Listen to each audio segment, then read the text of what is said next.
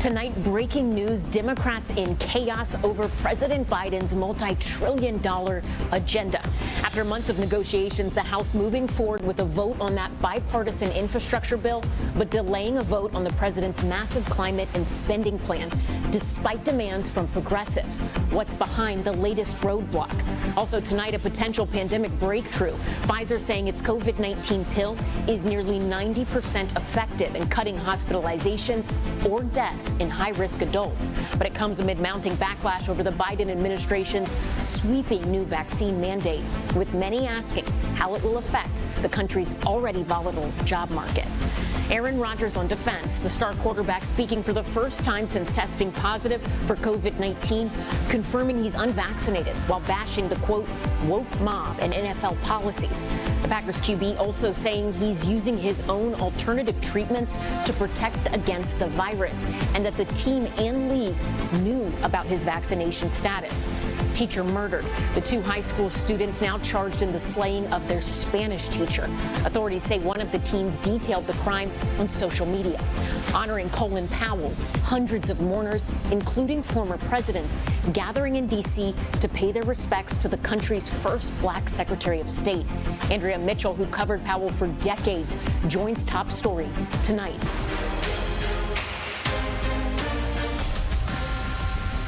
Good evening. I'm Ellison Barber in for Tom. We begin Top Story tonight with another roadblock for President Biden's multi-trillion-dollar agenda.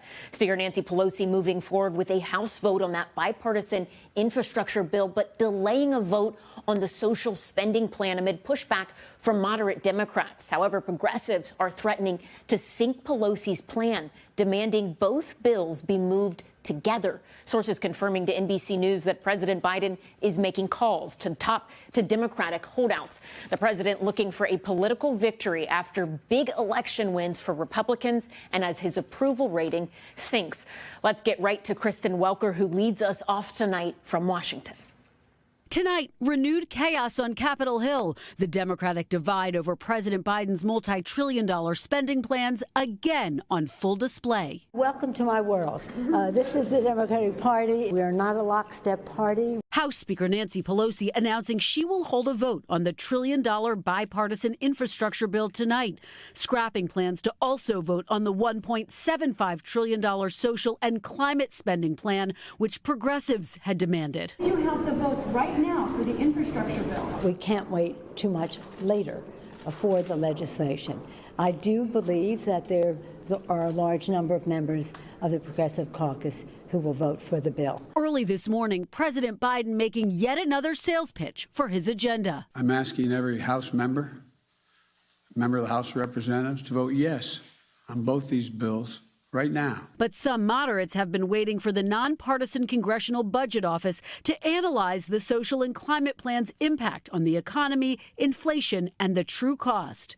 It comes as President Biden is desperately looking for a political win. His approval rating plummeting, and Republicans winning stunning election victories this week. Wednesday, the president told us Democrats have delayed action for too long. I think we should have passed before Election Day. Progressives saying Republican election victories show voters want them to go big, but moderates, including key Democratic holdout Joe Manchin, saying the results show Americans don't want to rush into more massive spending. This is not a center-left or a left country. We are a center, if anything, a little center-right country, and that's being shown, and we ought to be able to recognize that. NBC News chief White House correspondent Kristen Welker joins us now.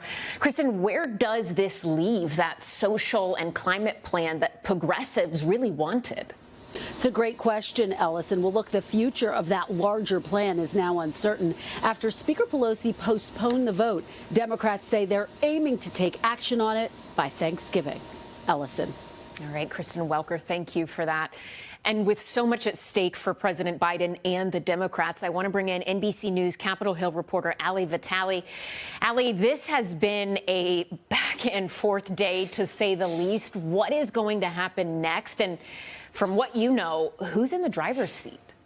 Well, Democrats are in the driver's seat, Ellison, but if you'll allow me the metaphor, there are several factions trying to grab the wheel right now, and it's not clear whether they're heading for a crash on this that will stall out the process, or if they're going to be willing to park the car, get out, and all get on board for both parts of this infrastructure package that is the president's signature legislation. What the plan is right now, and this is the plan until it isn't, is for the House to move forward on a vote on the bipartisan infrastructure bill that has already passed the Senate, and then to move forward on a procedural vote on the rule regarding the larger social spending package. In order to vote on the actual social spending package, they have to first clear that procedural hurdle, and then that's when they expect to come back after a week of recess and actually pass the social spending package at some point before Thanksgiving. But there are progressives who we're talking to who are not on board. Right now, our count is dozens. And so what one progressive staffer said to me, describing the moment that we're in, this is the chaos phase, because it's not clear who's on board and if the plan that the Speaker has laid out is actually going to stick tonight. This process has dragged on for months. Of all people, you know that very well. Walk us through the major sticking points at this point in time and tell us, is this about the content of the bills or is this process? For some moderates at this point, it's about the content of the bills, the policies that are in it. For other parts of the moderate caucus who are holding this up right now, they just want to see more on what the financial impact is going to be. They would like to wait on something called a Congressional Budget Office score, which will then tell them what the impact is. But we already have a sense of what the price tag is, as well as what the analysis going out 10 years is going to look like. So theoretically, they should have enough information to vote, although at this point, some moderates say they don't. For progressives, this is about the process. They have long argued that both of these bills, both the bipartisan bill as well as the larger social spending package, have to be voted on together. If they were to move forward with this plan tonight, we would really see that leverage fall apart from progressives, which is in large part why they're holding the line like this. All right, so much to watch. Thank you for breaking that down for us, Allie. We appreciate it. Now to the controversy consuming the sports world. Packers star Aaron Rodgers out with COVID, now admitting he is not vaccinated. The quarterback defending his decision, insisting he's not an anti-vaxxer and never lied about his status. Also revealing he's been taking the controversial drug ivermectin to treat his symptoms. NBC News Now correspondent Vaughn Hilliard has more. Tonight, Packers star Aaron Rodgers breaking his silence, taking aim at mounting criticisms that he lied about his vaccination status. I realize I'm in the crosshairs of the woke mob right now, so before my final nail gets put in my cancel culture casket, I think I'd like to set the record straight. The quarterback sidelined this week after testing positive for COVID, put under 10-day quarantine, a measure usually reserved for the unvaccinated. Before the start of the season, Rodgers was asked if he had gotten the shot. Are you vaccinated, and what's your stance on vaccinations? Yeah, I've been immunized. You know, there's a lot of conversation around it, around the league. You know, there's guys on the team that haven't been vaccinated. I think it's a personal decision. I'm not going to judge those guys. After reports of his mandatory quarantine broke, those comments sparking outrage across the sports world. Aaron Rodgers is a liar. Period. He lied through his teeth with a smirk on his face. The three-time MVP defending that answer today in a self-described diatribe on the Pat McAfee show. Had there been a follow-up to my statement that I've been immunized, I would have responded with this. I would have said, look, I'm not, some sort of anti-vax flat earther. I am somebody who's a critical thinker. Rodgers claiming he has an allergy to an ingredient in the Pfizer and Moderna vaccines, and that he was concerned about possible side effects related to the Johnson & Johnson shots, instead opting for at-home treatments. The specific protocol, I'm just going to keep between my doctors and myself, but it was a way to stimulate my immune system to create a defense against COVID. But that holistic treatment, not enough for the NFL to consider Rodgers vaccinated. He did appeal the decision to the league. I think they thought I was a quack. Under league mandates, unvaccinated players are subject to strict protocols, including daily tests, travel restrictions, and masks inside team facilities, a rule Rodgers admits he's broken. Needing to wear a mask at a podium when every person in the room is vaccinated and wearing a mask makes no sense to me. I have followed every single protocol to a T, minus that one I just mentioned, which makes absolutely no sense to me. Rodgers has yet to face disciplinary action for bucking league protocol. The NFL saying in a statement Wednesday that individual teams are responsible for enforcing the rules, adding, "The league is aware of the current situation in Green Bay and will be reviewing the matter with the Packers." Rodgers saying he's feeling fine with few symptoms. I've been taking monoclonal antibodies, ivermectin, zinc, vitamin C and D, HCQ, and I feel pretty incredible. Trials have been launched using ivermectin to treat COVID, but the FDA and CDC have issued a health alert warning against its use. The drug is also used to treat animals for parasites. And Vaughn Hilliard joins us now from Phoenix. Vaughn, the Packers are moving full steam ahead without their star quarterback this weekend. But beyond this weekend, could Rodgers face disciplinary action over this? That is the question here, Allison. The NFL is continuing to investigate the Aaron Rodgers situation. The NFL has not suspended any players because of COVID protocols over the last year and a half. But this is a different situation. You're talking about a Green Bay Packers that are now 7-1. Essentially, Aaron Rodgers would have violated COVID protocols over these last 8 weeks. Players and coaches have been fined in the tens of thousands of dollars. And last season, there were two teams that were both hit with fines of several $100,000. This is going to be tough here for the Packers because we're looking at potentially not just this weekend, but for potentially weeks beyond in which Aaron Rodgers could be out. Jordan Love will be making his first ever start in Aaron Rodgers' place this weekend. Allison? All right, Vaughn, thank you. Turning next to a potential breakthrough in the fight against COVID-19. Pfizer now saying its experimental pill can cut the risk of hospitalizations or deaths in high-risk adults by nearly 90%. But at the same time, outrage is growing over the Biden administration's sweeping vaccine mandate for private employers. Gabe Gutierrez has the latest.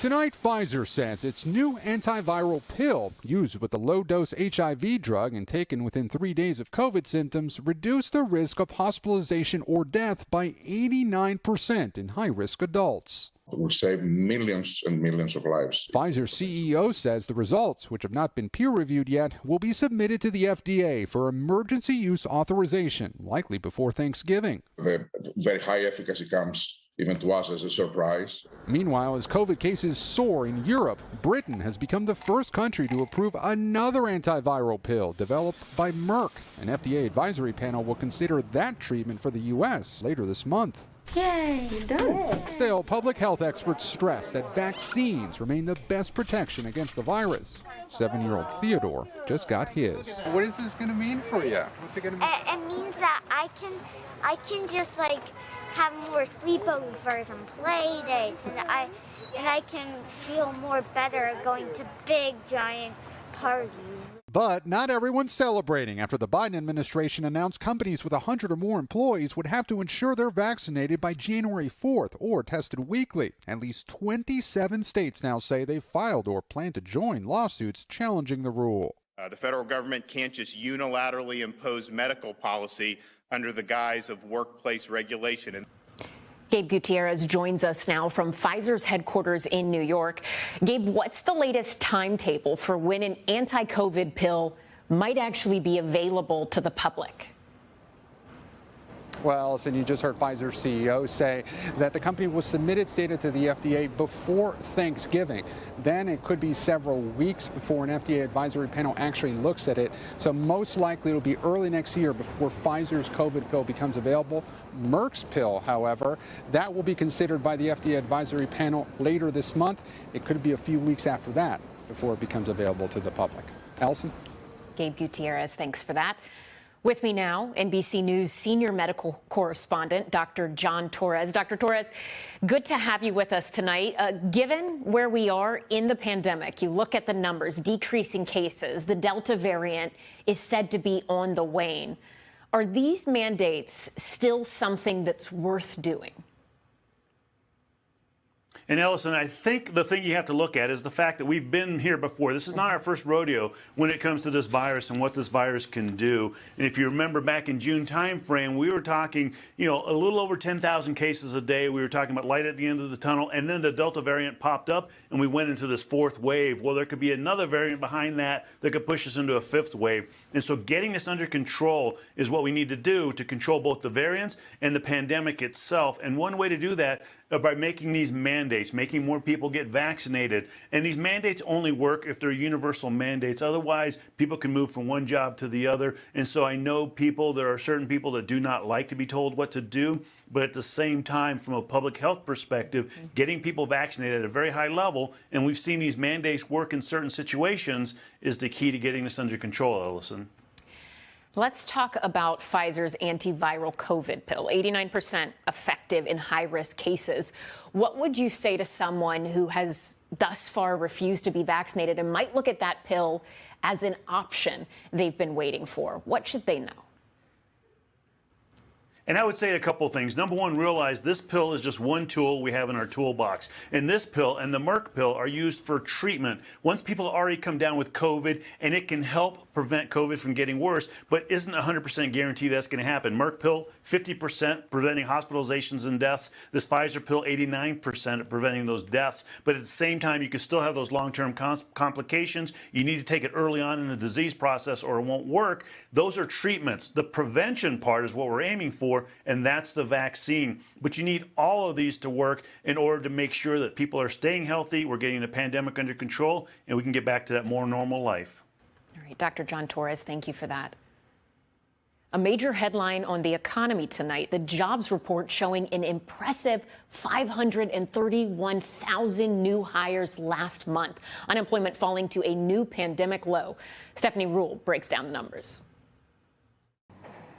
For the Biden administration, a much-needed headline. Americans are getting back to work. Our economy is starting to work for more Americans. More than 500,000 jobs added in October. Sectors seeing the biggest gains: leisure and hospitality, business services, and manufacturing. And wages are up nearly 5% from a year ago when the economy was largely shut down. We're seeing a nice re-acceleration in the recovery because the Delta slowdown is now behind us as cases have peaked. Not to mention schools opening up, giving parents more opportunity to return to the workforce. And economists say the pace could continue in the months ahead as retailers and shipping companies look to hire nearly 1 million seasonal and full-time workers, offering incentives to lure in new workers. For small business owners, staying competitive during the holiday hiring rush is a challenge. Demand is through the roof, and the issue is really just keeping up with it at this time. Tom Marilakis and his brother own Scopos Hospitality Group. Their restaurant business is booming. They expect revenue will triple this holiday season, but they need to hire as many as 15 workers now. How hard is that for you? It's definitely a challenge, and we're trying to keep up. We've enhanced our benefits. We've had health insurance. We've recently added dental and vision. A 401k plan is launching next month, so we're really doing our best to stay competitive. Nearly 50% of small businesses report having job openings they can't fill. Long term, this is good for our industry. It forces us to figure out creative ways to really make the business profitable so it can grow, but also treat our team better. A win for workers and businesses, and another step forward in the economic recovery. And Stephanie Rule joins us now in studio. If it's business, there is no one else I want to ask questions about. What does this job report tell you in terms of where we are going? Is this the start of a pandemic recovery? We're in a really good place. Remember, this over 500,000 jobs created in October. This is when we've got 200 million people vaccinated. COVID numbers are down. Kids are back in-person school, which means many parents now have the ability to go back and go to work. And expanded unemployment benefits did expire. And one thing that you should know, where were those jobs created? The most amount was in leisure and hospitality, right? Restaurants, travel. We're out there again. For the majority of COVID, we were sitting in our houses and we spent our disposable income click, click, click, shopping online. That led to all of these supply chain issues, the shipping delays, right? 3 years ago, you didn't have 4 Amazon boxes outside your front door. There's a decent chance you do right now. Well, now we're starting to see that shift. We're not necessarily spending our money just on goods. We're spending it on services. All of this is a positive for the economy. Tack on the fact that we're headed into the holiday season where we're expecting record sales, consumer demand is up, and we're about to be having 1 million jobs in the retail sector as well as shipping and transportation. Those are positives. It's a good time for workers. So you mentioned those supply chain issues. How does that factor in here? Is that the at the end of this? I mean, could that negatively impact the progress that we're seeing? Without a doubt. And that's one of the things that's sort of confusing for the American people, because we have a lot of positive economic news. Wages are up. But if inflation goes up quicker than wages do, well, then that kind of makes the wage growth worth nothing. We are facing inflation right now. Whether you're talking gas prices, grocery store, or at a car lot, we are still facing these problems. It's going to take some time. So it's easy for me to be like, listen, Ellison, it's short term. Don't worry about it. But tonight, when my mom goes to the grocery store, when she gets home, she's going to call me and tell me about that bill. On Thanksgiving, it's what people are going to be talking about. This is a messaging problem for Democrats right now. And for everyday Americans, it's concerning. So if you do have extra disposable income, you don't want to be spending it, because things are expensive, but they should work themselves out over time. We're in an economic recovery after being in a really dark period. All right, we'll take it. Thank you, Stephanie. We appreciate it. Thank you. We turn now to the emotional and personal remembrance of Secretary Colin Powell. Mourners gathering at the National Cathedral in Washington today to pay their respects to the trailblazer. Andrea Mitchell has more. At Washington's National Cathedral, an emotional celebration of the life of Colin Powell, soldier, statesman, counselor to presidents. President Biden and former Presidents Obama and Bush all there to pay their respects. Bill Clinton not well enough to travel. But the speakers were close friends and family, not heads of state. He was genuinely interested in everyone he met. He loved a hot dog vendor, a bank teller, a janitor, and a student as much as any world leader. His virtues were Homeric: honesty, dignity, loyalty, and an unshakable commitment to his calling and word. His love of music ranged from high hymns to Bob Marley, and a passion for ABBA. Even performing for Sweden's top diplomat. Colin immediately went down on one knee and sang the entire Mamma Mia to a very amused foreign minister from Sweden. Above all, he was a family man, his wife of nearly 60 years, Alma, and his children and grandchildren. The last night of his life, I walked in to see him. He could not see or speak to me, so I took his hand. That hand that signed report cards, tossed baseballs, and fixed old cars. That hand that signed treaties and war orders, saluted service members. Colin Powell was a great lion with a big heart. We will miss him terribly. Andrea joins us now from Washington, D.C. Andrea, you covered Colin Powell since the Reagan White House, and you were actually friends with him for nearly 40 years. What struck you the most about today? What was wonderful about today, Ellison, was as sad as people are, as I am, it was a tribute. It was a real celebration of his life. And it captured the man, the family man, devoted husband of 59 years, the father, the grandfather, the guy who loved ABBA and actually broke into Mamma Mia for the Swedish foreign minister once in Sweden, and also loved the high hymns, which there certainly were in the National Cathedral, but just all of that. Marley, Bob Marley, his Jamaican roots, his family roots from Jamaica, his parents, of course, immigrants. So it was all of that. And the tributes from his son, Michael, but also his friend of 40 years, Richard Armitage, who was his great friend and Deputy Secretary of State. So it was really that Colin Powell, not the statesman, not the diplomat, but the soldier who loved the military and was, the tributes were paid by his family and his friends. Even though there was the President of the United States and former President sitting there, they were not the eulogists. Ellison? Andrea Mitchell, thanks for that. Still ahead tonight, teacher murdered. Her own students now charged with the killing and the chilling allegations they talked about the crime on social media. Plus, flooding threat. 7 million Americans under alert tonight as a king tide threatens the southeast. And a very special guest at the Braves World Series parade. The fan joining the team after saying their World Series run helped him power through a cancer battle. Stay with us. Top Story is just getting started.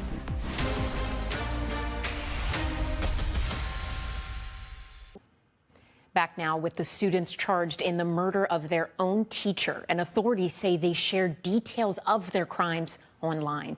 NBC's Isa Gutierrez has that story. Tonight, a twisted tragedy in Iowa, where 2 teens are accused of killing their Spanish teacher and communicating about it on social media. She carried herself like, almost like a queen, except very humble. And I just don't know why anybody would want to hurt her. Her name was Noema Graber, now dead at 66 years old. Police say her body was found Wednesday at this park in Fairfield, Iowa, where she was known to take afternoon walks. According to the criminal complaint filed with the Jefferson County Police Department, Graber was covered by a tarp, wheelbarrow, and railroad ties, and appeared to have suffered inflicted trauma to the head. The suspects, 2 16-year-old students at Fairfield High School, where Graber taught. Investigators say they found incriminating social media communications between them, detailing the motive, the planning and execution, and even deliberate attempts to conceal the crime. Both have been charged with homicide in the first degree and conspiracy to commit homicide in the first degree. According to a statement from the city, they will be tried as adults. We reached out to their legal representation. One declined to comment, and the other said in part, quote, "I cannot speak to this particular case, but most cases follow a path of investigation and discovery before reaching clarity," adding that the family of their client conveys sympathy to the family of Noema Graber. In a statement, the Fairfield Community School District Superintendent said that, quote, "In her 9 years with Fairfield High School, Mrs. Graber touched the lives of many students, parents, and staff. As a community, we will remain united in this time of tragedy." That community has posted their condolences and favorite memories of Graber on social media. Her daughter writing on Facebook, quote, "I am filled with so much gratitude to have had such a strong and beautiful woman as my mother."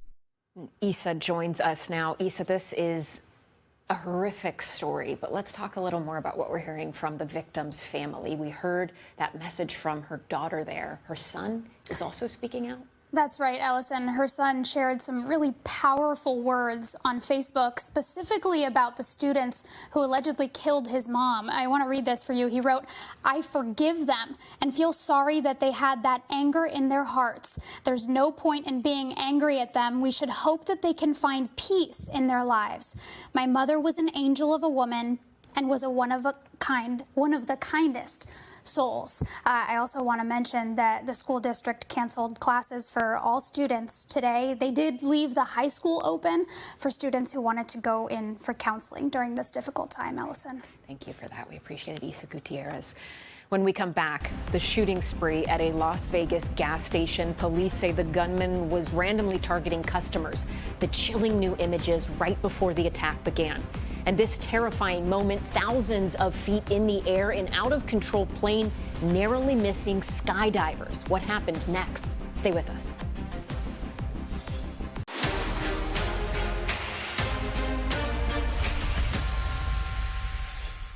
Back now with Top Story's news feed and the deadly shooting spree at a Las Vegas gas station. New surveillance images show the suspect walking into the store with a gun and tactical vest. Police say he shot and killed a man who was sitting in his car before walking inside and firing at customers. No one inside the store was hit. The 22-year-old suspect was later arrested. Police say the shooting appears to be random. Several buildings evacuated at Yale University over multiple bomb threats. Police in Connecticut say they received calls about explosives being placed in multiple locations across the campus. Some students forced from their dorms, the school now providing them with shelter and food. Police asking residents to also avoid downtown New Haven. Tonight, 7 million Americans on the East Coast under coastal flood alerts. Heavy rain already bringing flooding to parts of Florida, with 2 to 3 inches falling per hour in some places. The heavy rain expected to head into the coastal Carolinas by Sunday. Strong onshore winds combined with king tides could lead to major coastal flooding in the region this weekend. Now to that criminal investigation into the deadly shooting on the Rust film set. One of the crew members is making stunning claims about safety concerns on set as Hollywood makes changes to try and ensure a tragedy like this never happens again. NBC's Aaron McLaughlin reports. I've never felt more unsafe on set or off set. You know, I've never felt I was more in danger of dying on the set or on the drive home. So I was exhausted. Rust camera operator Lane Looper speaking to Sky News' Martha Kalender, doubling down on his earlier statements to NBC about unsafe working conditions on the set of Rust, conditions he believed led to the death of Helena Hutchins. This set was unsafe simply because they didn't have the wherewithal to, follow, safety rules that we have in this industry that we've been following for decades. Do you believe that Helena's death was preventable? Absolutely. Absolutely. This week, Rust producers denied Looper's earlier allegations, saying Mr. Looper's allegations around budget and safety are patently false. Safety is always the #1 priority in our films. Tonight, we're also learning new details about the film's finances. The Hollywood Reporter revealing a draft of the $7.3 million budget, with $650,000 earmarked to pay producers and almost $8,000 to pay armorer Hannah Gutierrez-Reed. NBC News has not independently verified that budget, but a source close to production tells NBC News producers had not yet been paid at the time production shut down. Meanwhile, the investigation continues, with authorities working to determine how a live round got on set and whether recent allegations of intentional sabotage are accurate. Fair to say from what you've seen so far that corners were cut on this set in some regards? I think corners were definitely cut on this set. The fallout from the shooting leading to change in Hollywood. The cast and crew of The Rookie is seen this week in Los Angeles filming with airsoft guns. Movie star Dwayne "The Rock" Johnson also says his films will no longer include real firearms. We'll not use real guns ever again. We are going to be using rubber guns, and we'll take care of it in post. And we won't worry about the dollars, we won't worry about math or what the cost is. I think we're going to do it the right way. Aaron McLaughlin joins us now from Los Angeles. So, Aaron, what else did that budget draft obtained by the Hollywood Reporter show us? Hey, Allison, what we're learning new details about Alec Baldwin's compensation. According to that report, he signed for $150,000, his production company for $100,000, which industry insiders say is really not that much money, that this would have been a passion project for a household name like Alec Baldwin's. Allison? Aaron, thank you. Next tonight, to the delivery wars as companies gear up for the holidays. FedEx struggling to deliver packages on time as they struggle with a labor shortage. Meanwhile, UPS says its competitive wages and unionized workforce is paying off. Jolene Kent has that story. Tonight, the labor shortage nationwide is hitting your holiday shopping hard. On the road and in the air, it's a tale of two delivery companies between UPS and FedEx. According to ShipMatrix, FedEx's on-time delivery rate has fallen to 85% for both express and ground packages.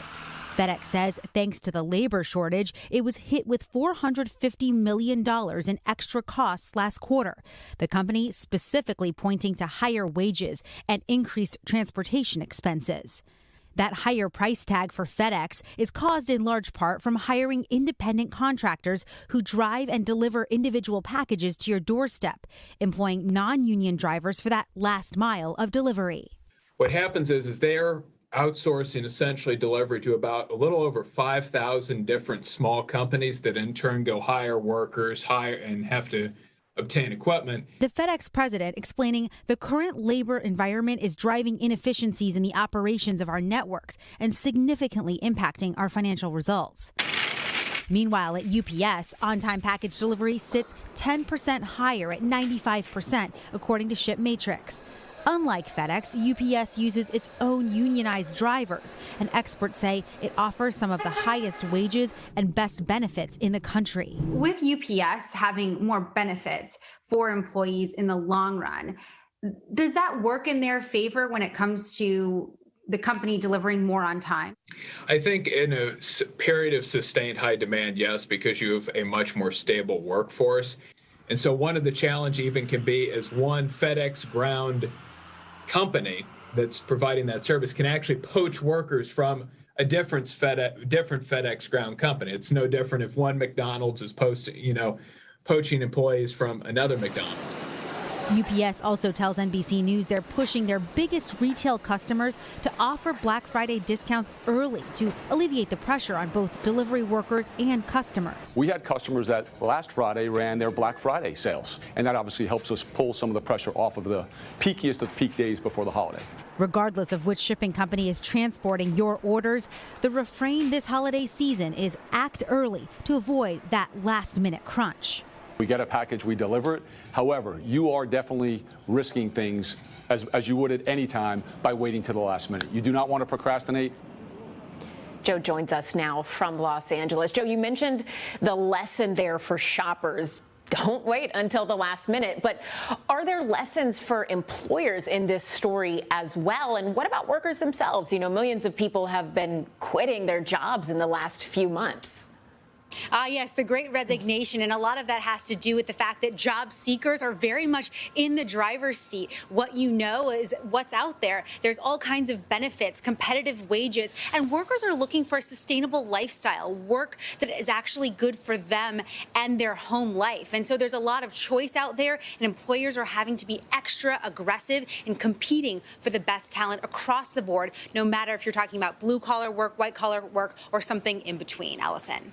All right, Jolene Kent, thank you so much for that. Now to Top Stories Global Watch and the violent clashes between authorities and migrants heading towards the U.S. New video shows the migrants attempting to break through a wall of heavily armed National Guardsmen in Mexico, throwing sticks and rocks at officers. Several people injured and more than 24 detained. This is the same area where a Cuban migrant was fatally shot by authorities on Sunday. In South Africa, the terrifying moments for a group of skydivers at 16,000 feet. New video shows the group's airplane stalling and then losing control, narrowly missing a few of those skydivers. Luckily, the plane was able to safely land and no injuries were reported. And back here at home, the Atlanta Braves, my hometown team, taking to the streets today for their victory parade. The World Series champs defeating the Houston Astros for their first title since 1995. But for one young fan, the celebration is not just about the outcome, it's about what he overcame to get there. The Atlanta Braves celebrating their World Series win in style with one very special guest. That's Jacob Bannister, possibly one of Atlanta's most remarkable fans. I've always been a Braves fan since I was born. But at the beginning of what would turn out to be an epic season for his beloved team, Jacob received devastating news. The 13-year-old had leukemia. He started intensive chemotherapy and despite all of the pain, kept watching the Braves. He tracked all 161 regular season games, trading stats with his doctors and nurses at Children's Healthcare of Atlanta. When others counted his team out, Jacob never lost faith. I knew that we were going to get pretty far into the postseason. Others noticed his passion, and during a game in September, the team headed to the mound to throw out the first pitch at Truist Park. And let's give Jacob big hands. Then came the World Series. The league invited Jacob to Game 5. Come on. He watched Game 6 from his hospital bed, erupting in cheers as his favorite player, Freddie Freeman, helped secure the final out. Yes, yes, yes, yes, yes, yes. Yeah, buddy. The World Series win coming when Jacob and his family needed it the most. It was a consistency in a really hard time in our lives, and then for it to just be a constant build up to the World Series and then to win the World Series, it almost felt like it was for Jake. It's definitely helped to help me think about something else, and it's just so great that the one year that the Braves win the World Series is the hardest year for me. Jacob's finished 6 months of his cancer treatment. He has at least a year and a half to go. But for now, he's celebrating his favorite team's biggest win. I don't know how to put it into words. I just can't believe that the Braves won the World Series. The Braves beat the odds, and Jacob is on his way to doing the same. We wish Jacob and his family the very best of luck, and we hope they had an amazing time at the parade today. Now, coming up, we'll turn to a different story, horror at the lake. The search for a killer after a Florida teacher was found murdered in her own home. Tonight on Dateline, the exclusive interview with her son and those close to the case. Dennis Murphy joins Top Story with a preview next. If it's Friday night, you know it is Dateline, and tonight investigators desperately search for a killer after a teacher, Denise Hollowell, is found murdered in her own home. NBC's Dennis Murphy follows the trail of evidence with insiders close to the case. The pleasant home on the lake had become a house of horrors. Denise Hollowell found murdered in her own bed. Her 17-year-old son Carlos reported the macabre discovery. The Citrus County Sheriff threw everything he had into the search for the woman's killer. We deployed not only air, land, and by water. We put our K-9 units out there, and we saturated our areas of the county. Neighbor and good friend Amy Alford heard the thump of helicopters overhead that July evening. What in the world? My other neighbor down the road called me, and she said the driveway was lined with sheriff cars. And then she said there was a forensic unit there. And then that really worried me. And then she learned her friend was gone. I felt my knees buckle, and I had to hold on to the post. It was just a blur after that. We always planned to grow old together on the lake. That didn't happen. Now, on that humid July evening, in the horror of that bedroom where Carlos had found his mother attacked, their happy lives were utterly destroyed. And a murder investigation, an urgent one, was up and running.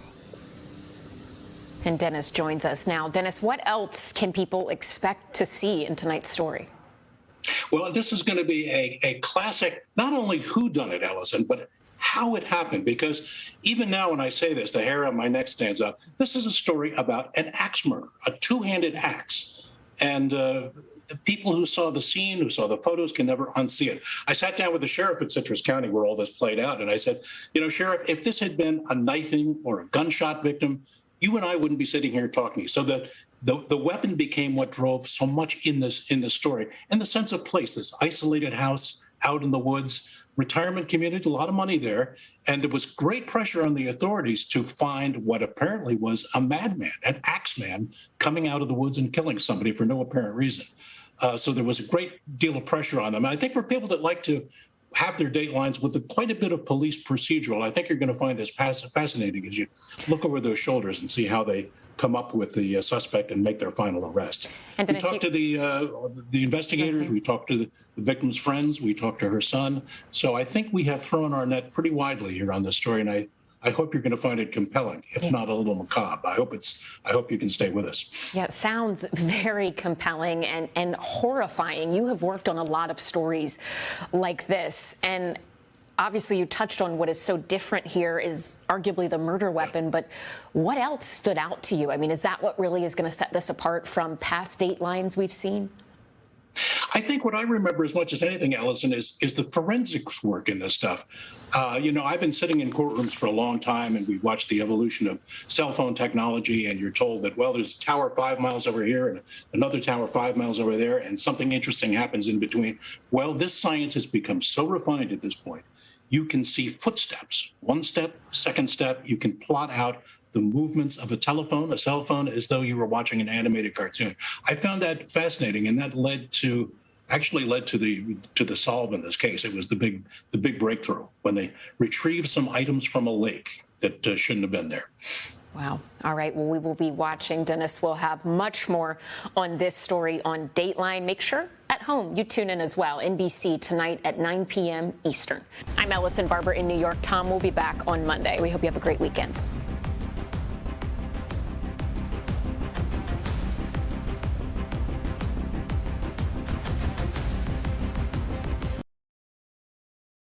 Thanks for watching our YouTube channel. Follow today's top stories and breaking news by downloading the NBC News app.